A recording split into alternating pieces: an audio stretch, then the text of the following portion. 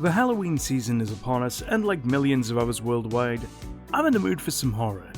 I'm Kane, and occasionally I play games, but today we're not doing that. No, today I wanted to shake things up a bit and talk about some horror movies, and I thought, why not start with the beginning? Today we're looking at the classic lineup of Universal monster movies from the 30s through to the 50s. Specifically, we're looking at the core 8 films that make up the now iconic roster that helped develop the genre and cinema as a whole, because there's like 30 of these. Whilst I am crazy, I simply did not want to do that, so we're just gonna do the 8, and those 8 films are as follows. 1931's Dracula, 1931's Frankenstein, 1932's The Mummy, 1933's The Invisible Man, 1935's The Bride of Frankenstein, 1941's The Wolfman, 1943's The Phantom of the Opera, and 1954's Creature from the Black Lagoon. As usual, I will review each movie, giving them a score between 1 and 10 before ranking them on this little tier list right here. A little disclaimer, I'm not a movie critic, and while I have done it in the past, it's not my field. I'm just having a little bit of fun. These are all my opinions and mine alone, and of course I recommend you take the time to watch these movies yourself, and you can do so on various streaming platforms and physical media. With that out of the way though, let's jump in to our first movie.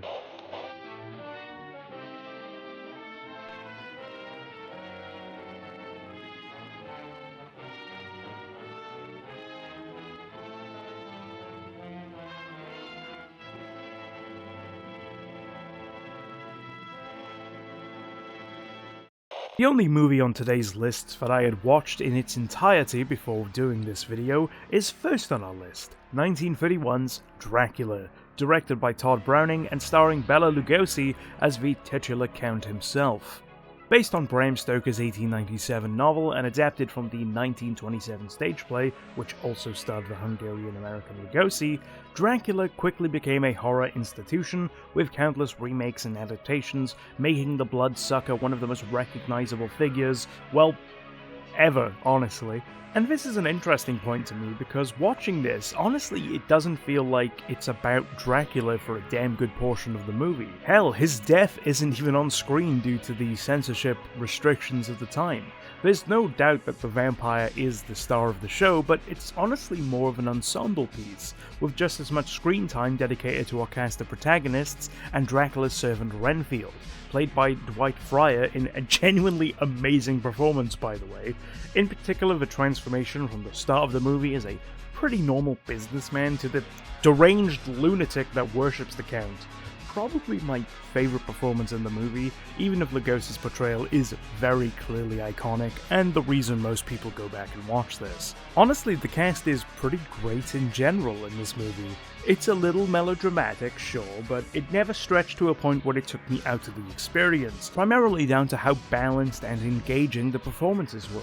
For every crazy ramble of Fryer and melodramatic breakdown of Helen Chandler as Mina, you had the intensity of Lugosi and the calm, calculated intelligence of Edward Van Sloan as Van Helsing, the hero of the film.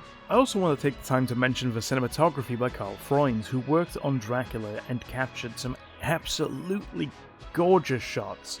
While the dramatic cuts and reactions and zooms in often got a laugh out of me because, well, I just found them quite funny. Honestly, way more than I probably should have.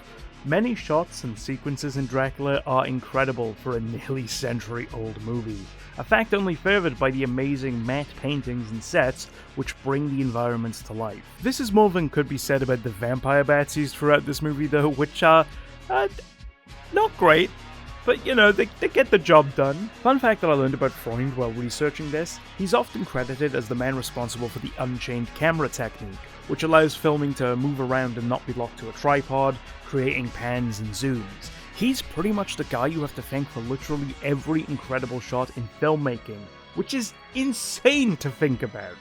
This guy created modern filmmaking. The legacy of Dracula is honestly hard to put into words. While it might not seem like much at a glance, just being an old movie, it redefined what a movie was and pushed boundaries for what was acceptable to a general audience. Newspapers reported that people fainted in shock at the horror on screen, something which Universal used to sell 50,000 tickets in 48 hours at the Roxy Theatre in New York. While I can't verify those claims, Dracula indeed rocked the boat with what was acceptable. An epilogue speech from Van Sloan was cut for potentially encouraging belief in the supernatural, and Dracula's death groans, while off-screen, were cut down so not as to be too graphic for the audience. This is a sentiment that is repeated countlessly over the years in many different pieces of media, but a lot of it has the classic Dracula to thank for paving the way. I'm giving Dracula a 1, 2, 3... Okay, I'm giving it a 7 out of 10. I couldn't continue that bit, I'm sorry. I had a blast with this movie, and while a portion of that was slightly ironic, as I couldn't help but chuckle at some of the shots and melodrama of it all, I was still entertained, and I can't ask for much more. As for our tier list, however, Dracula gets a B tier. Now let's move on to our second movie. When this dead hand moves, the monster created by a man they called Mad is turned loose to strike terror into the hearts of men.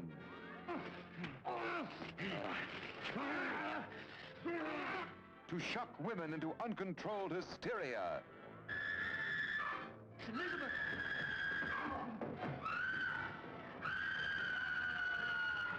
To prey upon the innocence of children. This is the story you've heard about, talked about.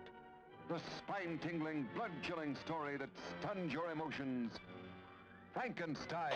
In what must have been a crazy year for cinema at the time, 1931 also saw the release of Frankenstein, directed by James Whale, with Boris Karloff taking the role of the monster. While I feel it's common knowledge now, I should probably clarify that the monster, which has so deeply ingrained itself into pop culture, is not Frankenstein, despite being referred to as such by pretty much everyone.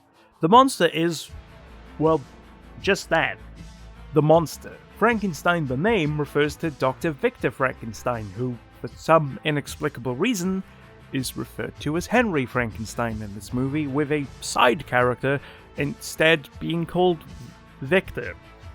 It doesn't make much sense. Like Dracula, this version of the story takes from a 1927 play written by Peggy Webling, which itself was adapted in the 1818 novel by Mary Shelley. The story of the iconic novel's writing is just as interesting as the movie in my opinion, as Shelley, along with her then lover and friend group, were stuck inside a Swiss villa due to the miserable weather of 1816 caused by the eruption of Mount Tambora, which brought about volcanic winter. Presumably bored out of their minds because it was 1816 and the best form of entertainment people had was public execution because humans are all kind of messed up, they started reading ghost stories before coming up with the challenge to write one themselves, and, well, the rest is history. Now, you might be wondering why I'm doing all this talk about the history of the novel instead of the movie, and, well, that's because I didn't enjoy this one that much. Or, well, half of it anyway. I find that Frankenstein, while not bad by any means whatsoever, it's a good movie. It's just one that I'd consider a movie of two halves. A pretty bland first half, and then an absolute banger of a second. Like, until the monster comes to life and we get the excellence that is Karloff's performance, I just was not engaged at all. The cast is fine, pretty good even. Hell, we even have Fryer and Van Sloan back again doing what they do best, and the new additions are just as good. I just do not care for pretty much anything I'm seeing. I had a pretty good chuckle during the scene where Fryer's Fritz tries to steal a brain, accidentally fumbles and ruins the good one before stealing the bad one in a panic. That was pretty funny, I'm not gonna lie, I did laugh at that. But outside of that, it's pretty boring. That all changes, however, once we get that iconic exclamation from Dr. Frankenstein. It's alive! It's alive! It's alive! Here on out, it's all uphill. There are a lot of different ways to read Frankenstein contextually, but the most interesting one to me personally is nature versus nurture. What makes someone evil? We are presented the nature argument through the previously mentioned brains. Van Sloan's Dr. Waldman shows one as evil and one as good, declaring it as a definitive to Frankenstein once he reveals where the brain in his creation came from. Yet a lot of the movie points to the contrary. Despite playing what is essentially a zombie, Karloff's performance is incredibly nuanced, with strong physicality and emotion in place of dialogue. He's tormented by Fritz and is petrified of fire, and you feel for him because of the emotion that Karloff conveys, even through the heavy makeup. He lashes out at Fritz and kills him because of this, a result of his surroundings, his nurture. Then you get to what is the most iconic scene in this entire movie, and by far the best one for me. The monster, now on the run after lashing out and killing Dr. Waldman, approaches a little girl, and together they throw flowers into the water and watch them float. It's honestly heartwarming as you see the monster laughing and having fun in an endearing, childlike manner, but after he runs out, he throws the little girl into the lake, drowning her, an action which the monster immediately regrets as he first tries to save her and then panics, running away. It's honestly a pretty heartbreaking scene as it kicks the third act into motion. The loss of figurative innocence through the life of Maria, and the literal criminal interpretation of innocence as the monster is now undisputedly a murderer. Before this, the deaths of Fritz and even Waldman were arguably self-preservation, as both were trying to cause him harm. Now the monster is responsible for the death of a child. This scene is honestly an excellent one, and I think it's what makes Karloff's performance such a memorable one, and the definitive portrayal of Frankenstein's monster. It also leads to what is my favourite shot in these movies so far, as Maria's father walks through the town with a 1,000-yard stare, carrying the lifeless body of his daughter through the partying townsfolk, all of whom are celebrating Frankenstein's wedding to his love, Elizabeth.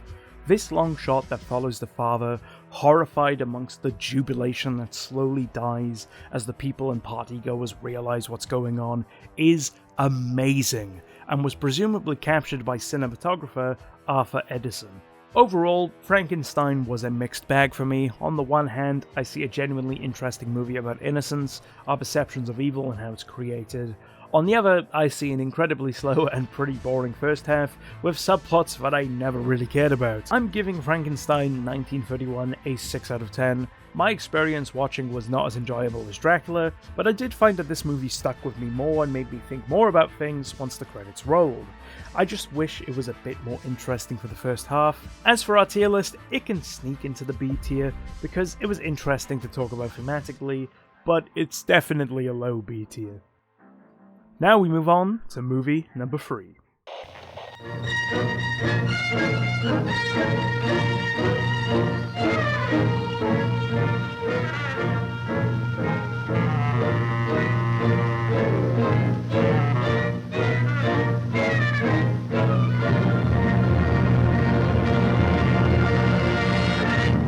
Now we come on to what might be the dark horse of the classic Universal Monsters lineup with 1932's The Mummy, directed by Karl Freund and starring Boris Karloff as the undead Egyptian. I say that it might be the dark horse of the Universal lineup because, at least for me, when it comes to Dracula and Frankenstein, I picture the classic movies as the definitive take on them, tied with Christopher Lee in the case of Dracula. When it comes to The Mummy, however, I think most people around my age and younger likely think of the 1999 remake, which is a genuine banger in its own right. And honestly, while I love the Brendan Fraser Mummy movies, I think it's a shame because it takes all the spotlight away from this, and honestly, this movie kinda slaps. I'm not sure if I'd call it a horror movie necessarily. It has a pretty good scare and unnerving moment at the start, and a smattering of eeriness throughout, but even when compared to the other movies I've discussed so far, it feels a lot more tame overall, being focused on the narrative, plot, and characters than the horrific elements and kills. Nor is this seen more than with Karloff's portrayal of Imhotep.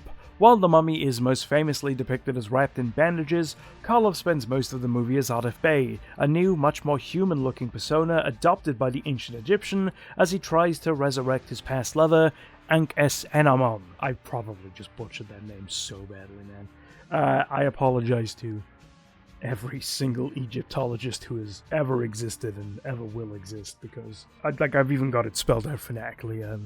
Ankle-Cinnamon. I might just call him that for the rest of this. Anyway, the look-alike of that character is Zita Johan's Helen, who is the female lead of this movie. All of these movies so far have had somewhat of a similar structure. A cast of characters, including a pair of lovers, being preyed upon by some kind of monster, as the ensemble tries to find a way to stop them. It's a pretty simple formula. Ironically, this movie does something that the other two fail at, which is why I think I was more engaged throughout. It made me care about the love story at the center of the plot. Or, well, love stories, I guess. The Mummy is a surprisingly romantic movie, with Johann's character at the center of a weird love triangle, where on the one side she falls in love with David Manis's Frank Wemple, and then on the other side she has Imhotep trying to make her become Uncle Cinnamon.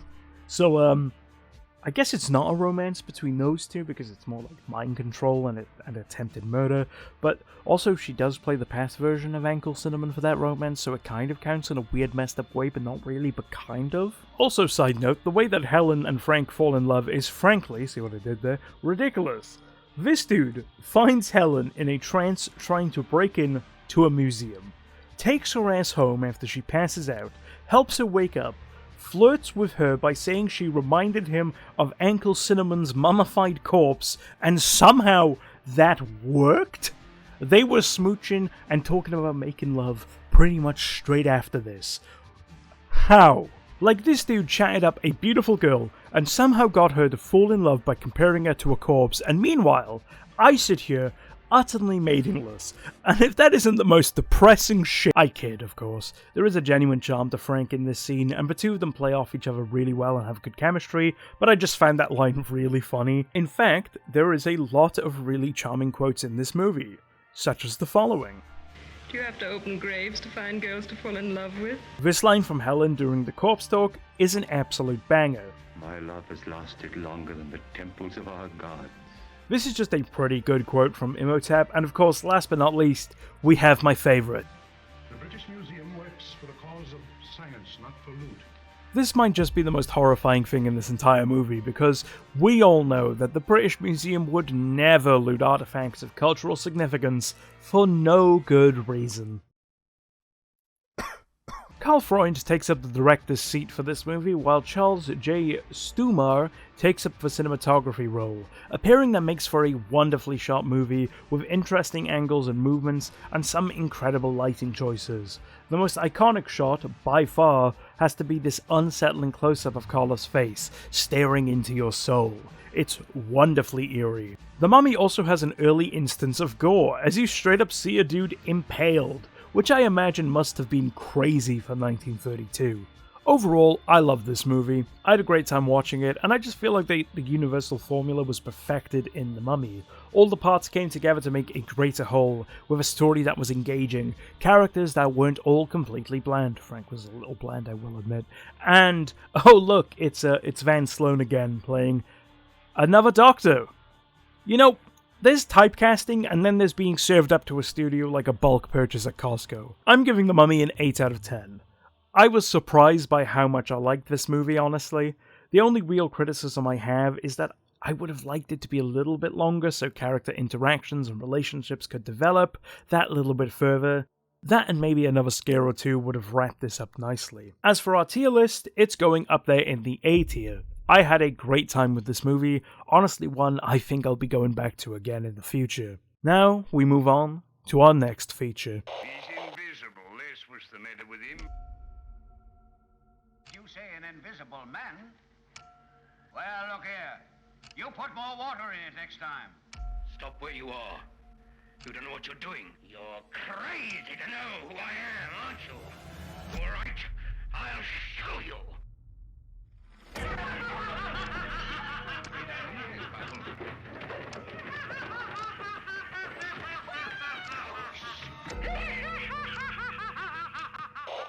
Perhaps the most anticipated watch of this video for me personally, we have 1933's The Invisible Man, directed by Frankenstein's James Whale and starring Claude Rains as the titular transparent maniac. Based on H.G. Wells' 1897 novel of the same name, along with The Murderer Invisible, written by Philip Wiley, The Invisible Man follows the rampage of a Dr. Jack Griffin, a scientist who discovered how to become invisible by using a drug called monocaine, unaware of its mind-altering effects. Unlike the previous monsters we've discussed so far, the legacy of the Invisible Man, perhaps quite fittingly, isn't as evident.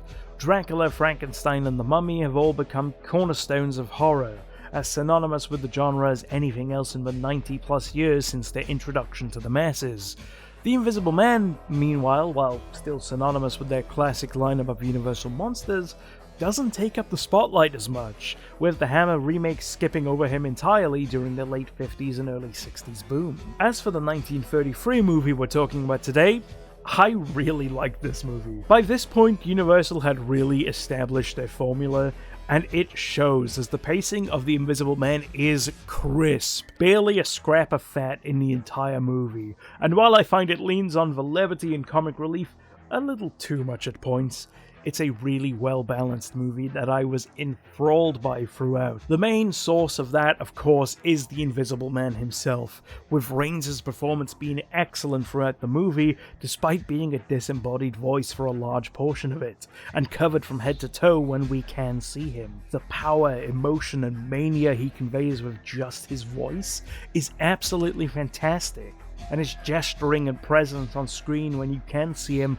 might just be the best out of any of these movies. Of course, you can't have an Invisible Man without him being invisible, and that's where John P. Fulton comes into the picture. The Invisible Man special effects are absolutely inspirational, doubly so when you consider that this was all done practically in 1933 without the aid of computers, chroma keys, or CGI. This movie must have been absolutely mind-blowing at the time, especially the reveal of, well, nothing. He's invisible! Even though I've seen breakdowns of how this was done, it absolutely blows me away still. Of course, a lot of the stunts throughout this are done on wires, but even so, it's just impressive how well timed and executed this all is, and when you're watching it go, you just can't help but be entertained, especially with all the extras reacting to what's going on. Even without the effects, however, the Invisible Man is an absolutely iconic look.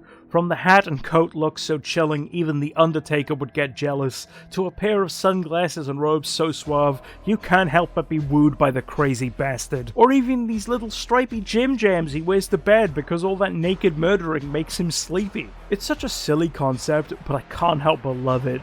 My personal favourite is this silly little Scooby-Doo chase, as the Invisible Man lets his invisible fang hang loose. It's goofy, but I'm just charmed to death by it.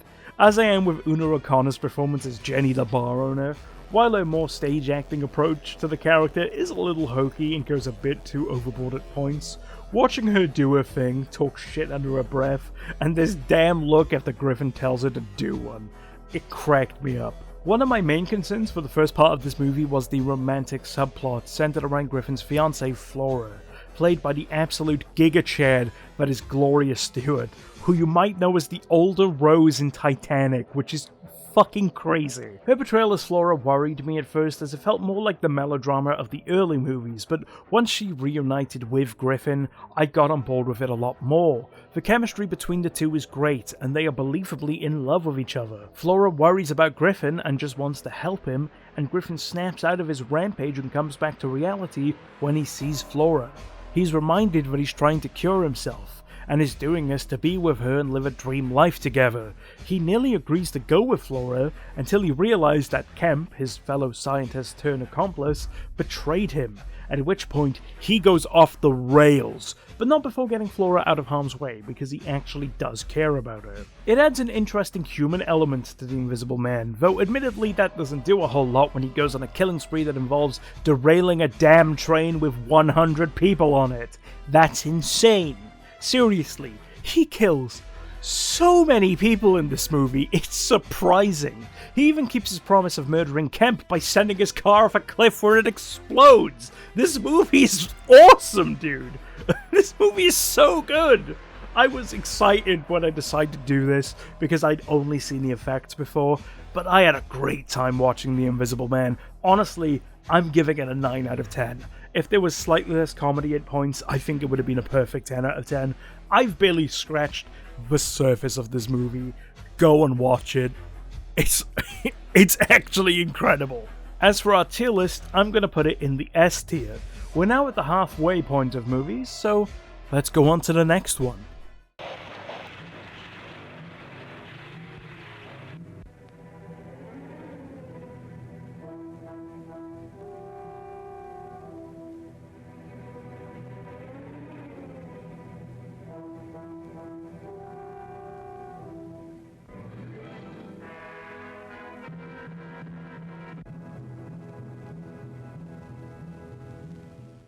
Now we come on to the first and only sequel of today's video as we cover 1935's Bride of Frankenstein, with James Whale returning to direct the movie and both Boris Karloff and Colin Clive reprising their roles from the 1931 original. Unlike the previous movies, Bride wasn't adapted from any specific story, stage play, or novella, instead just continuing the original Mary Shelley novel. We even have this incredibly weird and honestly sort of pointless prologue that sees Mary Shelley, played by Ella Lanchester, who is also the bride, introduce the story after famed poet and piece of human garbage Lord Byron give us a recap of the first movie, complete with footage.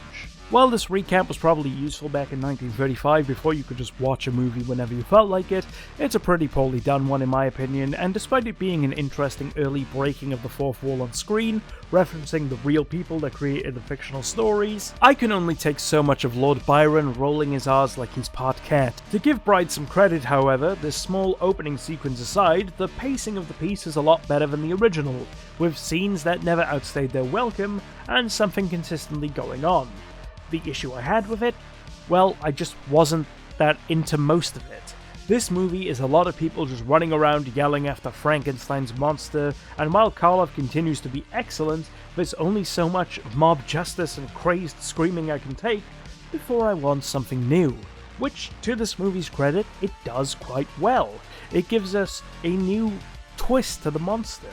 In the woods, he finds an old blind hermit playing the violin, and he loves the music. The hermit, not terrified by the monster's appearance because he's blind, welcomes him into his own home. Realizing he's injured, he helps him recover, thanking God for sending him a friend to cure his loneliness. It's genuinely sweet, and Karloff plays the innocence and heartwarming friendship wonderfully. The hermit even teaches the monster to speak a little, with words such as friend, good, and smoke, leading to a surreal image of this blind man playing the violin in front of a smoking Frankenstein's monster, which I love. That's where I think this movie excels. It gives us an interesting evolution of the characters from the previous movie. Dr. Frankenstein, having survived his fall, is now fearful of returning to his experiments, believing that it was a mistake and he was punished by God. He wants to put the trauma behind him, but can't, as Dr. Pretorius, played by Ernst Fessiger, tempts him back into the work, showing him his homunculi that he's made in a frankly bizarre scene that I don't even know what to think of. His goal? To work together and make a female monster for Frankenstein's monster to bang, I guess. He even quotes the Bible about it. The monster I'm talking about? The Bride of Frankenstein, of course. And I haven't mentioned her so far, and there's a good reason for that. She's barely in it. The story is about creating the monster, and oh boy is it all build up. They don't get to bringing her to life until an hour in this movie. It's an hour and 15 minutes long in the current cut, because it was censored to hell and back. What this left us with is a total of 5 minutes with the titular bride, and while the look is absolutely iconic and the fragments of a performance we get are really good, man, I felt lied to when I realized I was an hour into this movie and the name of the movie wasn't even on screen. Yes, the plot is about making the bride, but also, we've already done this in the first movie. You can skip to the good part. Overall, however, I'm a little torn on The Bride of Frankenstein. There was a lot I liked, but nothing was mind-blowing. And then there was a lot I didn't like, but nothing overtly bad. The biggest negative, to me at least, is that the bride is barely in it, and perhaps, ironically, in a fitting way.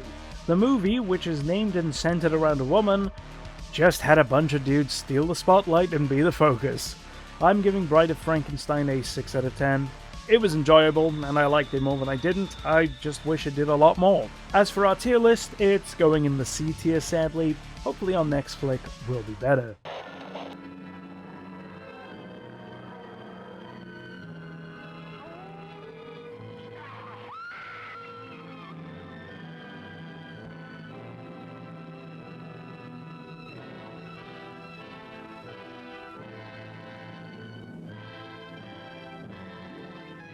One of the movies that originally inspired the making of this video, let's talk about 1941's The Wolfman. directed by George Wagner and starring Lon Chaney Jr. as the fur-covered menace. The Wolfman is a movie that I have an interesting relationship with. The story sees Larry Talbot return to his ancestral home in the fictional village of Llanwellty, Wales, after the death of his brother, trying to rebuild the relationship he lost with his father, Sir John Talbot, played by Claude Rains of The Invisible Man fame. As a Welshman myself, it's fascinating seeing a movie take place here, something which doesn't happen too often. A bit of a heavy tangent, I know, but I think it's important to understand where I'm coming from when viewing The Wolfman. There's an air of familiarity I have with the film because of these links and threads, and also because of my personal life. Like Larry, I moved away from Wales when I was 18. I went to England and learned new skills and have new life experiences. Like Larry, I came home and like him, I found it difficult to readjust, now exposed to different wider-reaching cultures and lifestyles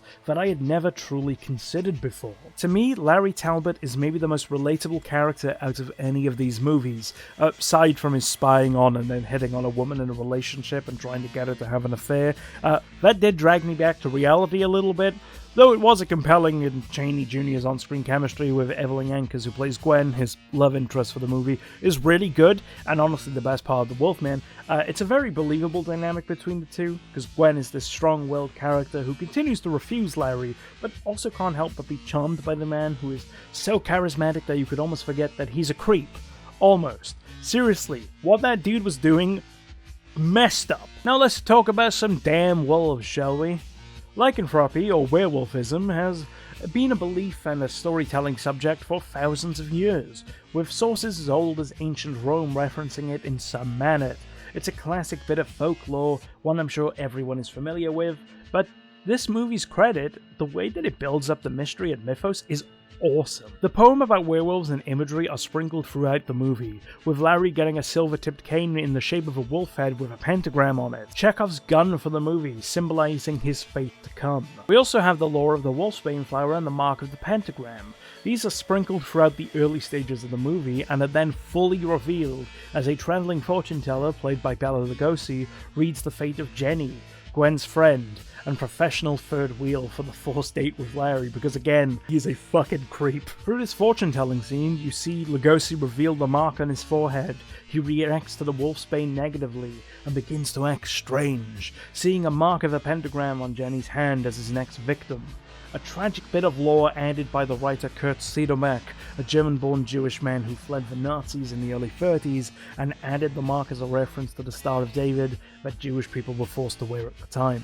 Larry is bitten by the transformed Lugosi as he tries to save Jenny, beating the wolf to death with his silver-tipped cane, but it's too late. He's a Joe Star now. I mean, he's a Wolfman now, and boy, what a Wolfman he is! The makeup effects may seem a little bit more Chewbacca like what we've become accustomed to from werewolves in the modern day, but honestly, I kinda like it. Chaney is unrecognizable in the makeup, and while the transformation sequences seem simple by today's standards, you've got to think that people in the 40s would have been loving this. That dude just transformed into a werewolf in front of their eyes. That combined with the psychedelic montage from earlier in the movie, people must have thought they were tripping. The biggest thing holding back the Wolfman for me is the boring side characters. Outside of Larry, Gwen, and Sir John, they all kinda suck. I don't care about anyone in this movie. Well, aside from Mr. Twiddle. What's the matter with you, Twiddle? Oh, I'm a little squeamish, sir. Well, don't be squeamish. Write down what I told you. Very well, sir. How could you not love Mr. Twiddle? Hear that, Mr. Twiddle? Of course I did. Otherwise, I'd be snuggling warm in bed. The ending to this movie is beautifully tragic, with Sir John Talbot being attacked by his transformed son, beating him to death with the very cane that started this whole thing. Talbot watches in horror as his only surviving son is revealed from the wolf form he just slew. Another Talbot boy, murdered in a hunting accident like it's 2006, involving a different kind of Chaney. The Wolfman is such an important movie. Most of what we consider to be common knowledge today in werewolf media was started here.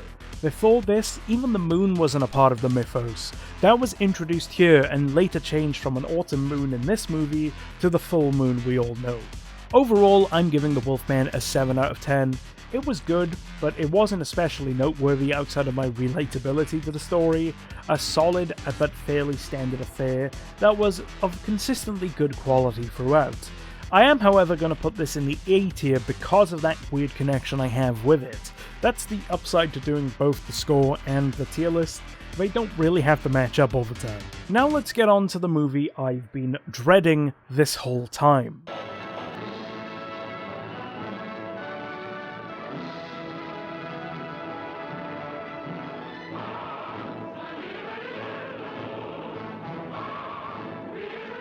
Here is all you've ever wanted in entertainment in one superb show. Here is matchless story, suspenseful, terrifying, never so thrillingly presented. Here in breathtaking technicolor is superb spectacle and splendor and romance. Yep, that's right, it's time to talk about the 1943 version of Phantom of the Opera, directed by Arthur Lubin and starring Claude Rains as the titular Phantom and Susanna Foster as Christine Dubois. Slightly embarrassing confession time, but despite claiming to be someone who loves horror and musical theatre/stage productions, I've never seen any interpretation of Phantom of the Opera, which is like the musical. Or well, I guess opera. I knew next to nothing about the story of Phantom going into this other than the iconic look, and I've got to say, this was incredible. The only of today's movies to be shot in full Technicolor, Phantom is a gorgeous movie with vibrant colours and beautiful sets and costumes that were honestly such a crazy change after seeing 6 of these movies. The only exception to this is the Phantom himself, who looks a little bit goofy with his mask, but that just might be because my image of him is a far more modern interpretation, but the eventual reveal of his makeup under the mask looked good. It was pretty solidly done. Based on the 1910 French novel by Gaston Leroux, Phantom of the Opera is a tale of obsession, music, romance, and murder. While it admittedly stands out a fair amount compared to the other movies we're covering today, it does still follow the same style of formula as the other Universal classics, though less horror and more romance. The central love triangle, or I guess love square, around Mademoiselle Dubois, with the Phantom, Anatole Garonne, and the Raoul Dubert, is gripping, and the interactions between Garonne and Dubert are especially hilarious. Both of them trying to win Christine over, bumbling around and over each other as they try to woo her, often speaking and acting in a synchronized manner. They even look the same, bruh. Nelson Eddy and Edgar Barrier are just fantastic throughout the movie. They honestly cracked me up whenever they were on screen together. I loved them. The tension of Phantom is excellent. Scenes are drawn out with an eerie building dread as you see the machinations of Claudant occur. This shadowy spectre acting in the dark, pulling strings until he's revealed, murdering the lead singer of the opera so Dubois could sing instead. The best scene, of course, is the chandelier towards the climax of the film, with the entire sequence being just mesmerizing. Seeing all the people wearing the same masks as the Phantom, watching him sneak up and kill a disguised officer, taking his place and blending in amongst the crowd, wondering what he's going to do next. Then the prolonged sawing of the chain to drop the chandelier on the crowd. Just excellent. The acting in general is also brilliant in this movie. I've already mentioned Eddy and Barrier, but I also want to take the time to mention Rains and specifically Foster, who both excel. While Rains' portrayal of the Phantom is mostly relegated to the background, not getting much dialogue until the end, the mania and menace he brings to the role is great. You see him reach his breaking point and spiral until he becomes the monster, obsessed with Dubois. Foster, meanwhile, does a great job throughout the movie, incredibly charismatic, and the true lead of Phantom in my opinion, even if she doesn't get top billing. Her fear alongside the Phantom after being taken captive, shaken and terrified while singing, is superb. Finally, I wanted to talk about the music. I'm no expert on music, so please don't expect any kind of symphony breakdown or musical critique of the singers, because I wouldn't even know where to begin. I've not studied music theory in over a decade. That's all gone from my brain.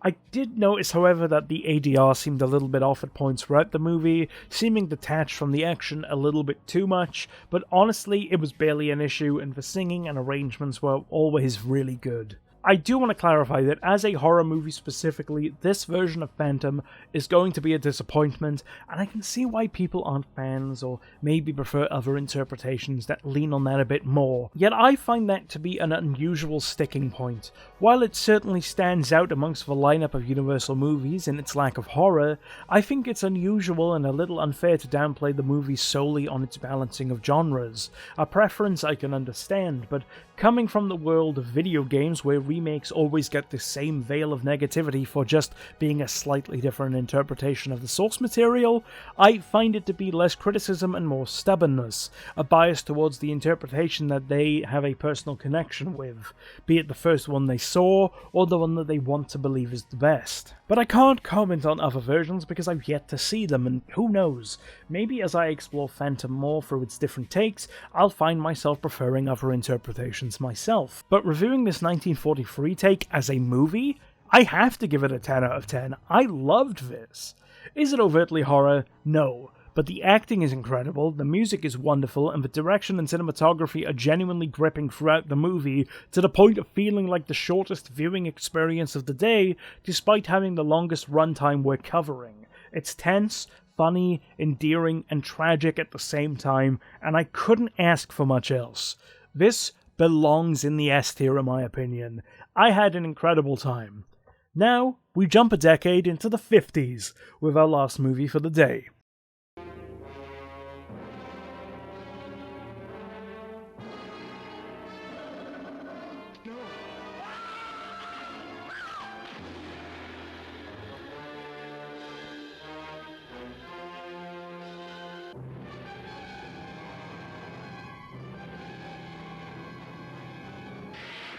Science couldn't explain it, but there it was, alive in the deep, deep waters of the Amazon.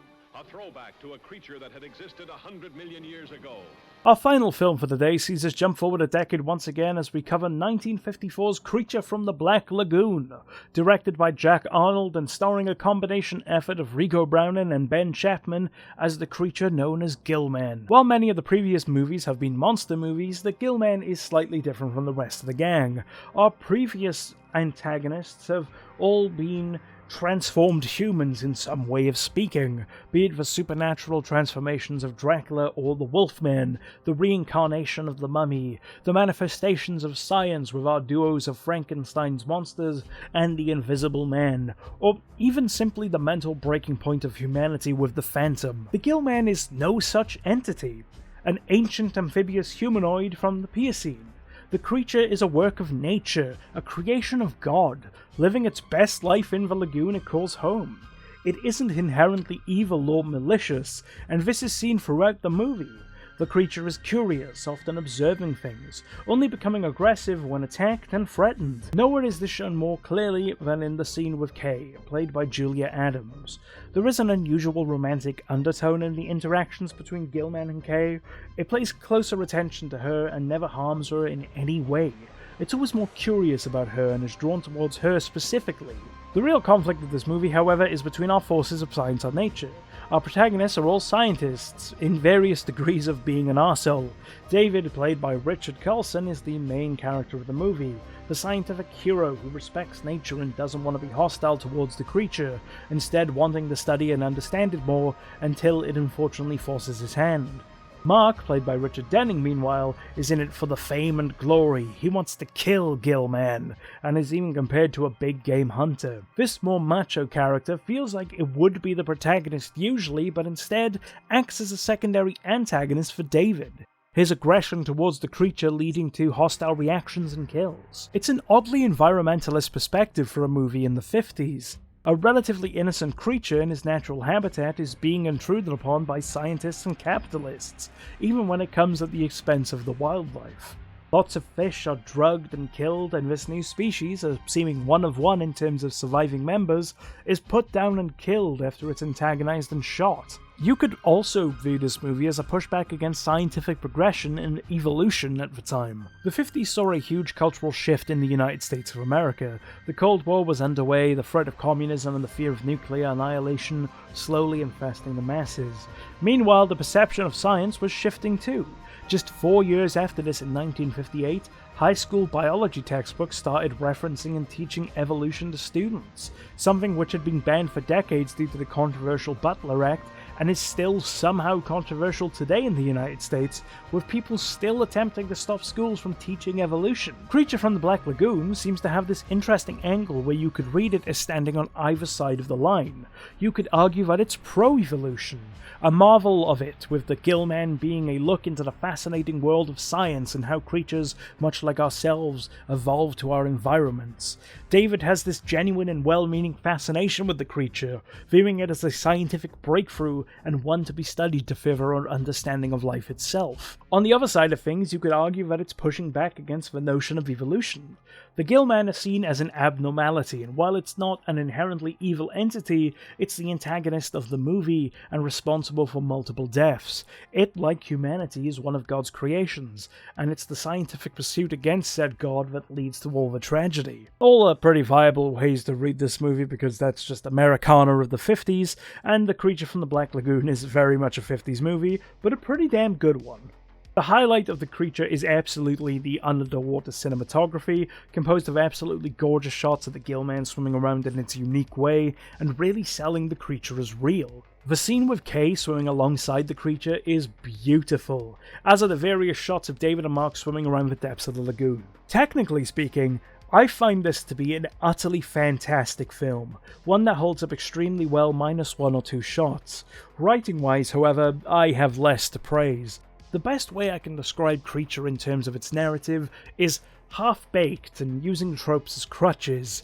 At the start of the movie, all of the characters come across as interesting and well-developed, but as it progresses, they slowly morph into the kind of characterization you'd expect at the time. Kay is a witty, intelligent, and strong-willed woman who quickly becomes nothing more than David's love interest and eventual damsel in distress. Mark is admittedly written to be a shallow character, but even he goes from character obsessed with the fame and glory of the kill for the sake of his credibility, to just being aggressive, antagonistic, and wanting it dead. Gill-Man, meanwhile, goes from this harmless entity just trying to live his life into something more malicious, obsessed with Kay for seemingly no reason other than, well, that's just what these movies do. The monster wants the pretty girl. It's a little disappointing to see. Overall, I think I'm going to give Creature an 8 out of 10. It's carried by its effect and the underwater cinematography, both of which are absolutely excellent, but outside of that, I just didn't find much of note, outside of it being a snapshot of the era, which is the real reason I think it's worth watching. As for our tier list, I'm going to put it in the B tier. I just didn't have as much fun with this one. I found this to be an absolutely fascinating look into the history of horror, and something that I'd like to continue one day. Maybe a follow-up to this with some of the sequels or spin-offs, maybe some of the silent era movies, or I don't know, just maybe even the Hammer movies. I think there's a lot of different ways and avenues to see this evolution and how things changed over time. And I had a great time with it. It was a lot of fun making this video, and I hope you enjoyed. Again, I apologize that I'm not a movie critic, so my criticism probably wasn't amazing, but it was just me giving my opinion. I thought it'd be something to do for Halloween that was a little bit fun whilst I work on other projects between my real-life job. But yeah, honestly, I genuinely hope I can do this again sometime. Thank you all for watching. Hit like, hit subscribe if you haven't already, and I'll see you all soon. Goodbye, everyone.